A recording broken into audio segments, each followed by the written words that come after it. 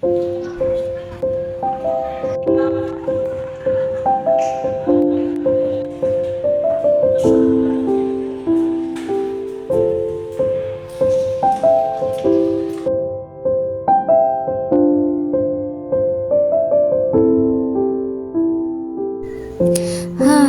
kapagod. Ang daming nangyari sa araw ko ngayon. Tapos na ang klase, pero ang gawain, ayun, tambak pa rin. Ito na naman tayo. Aral na naman. Midterm na. Diyos ko, ang hirap. Kailangan ko na naman mag-review para aralin yung lesson na kung saan nahihirapan ako. Pero okay lang. Para di naman to kila mama at papa. Alam ko rin na ginagawa ko best ko para sa sarili ko at syempre para sa kanila. Sana umayon sa akin ng panahon at matupad ko ang mga pangarap ko.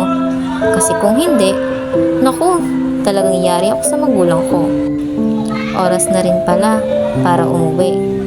Natapos rin ang isang nakakapagod na araw. Nakakapagod man, pero alam kong kakayanin ko.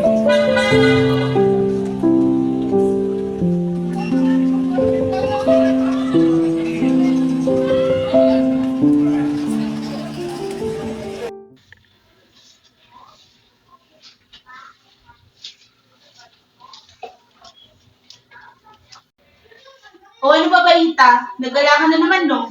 Bakit late ka na naman nakauwi? Saan ka na naman galing? Lagi na lang ganyan. Anong oras na, oh? Kanina ka pa hinahantay ng tatay mo.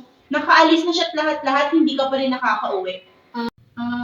Ma, ano kasi nag-review pa po ako sa school. Midterm na po kasi namin.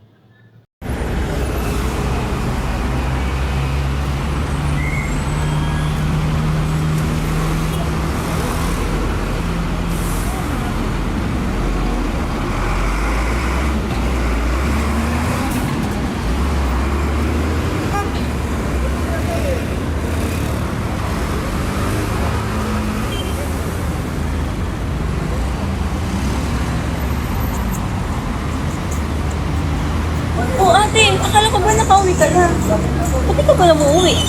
Takot kasi ako umuwi. Kahapon kasi nalate ako ng uwi. Ayun, pinagalitan ako ni mama. Pero hindi nila alam ang ginawa ko sa school. Nagre-review ako. Midterm na kasi namin eh. Kailangan kong mag-review dahil ang dami kong lesson na hindi naiintindihan. Ano ko ate, huwag mo isipin yan. Alam ko na solusyon dyan.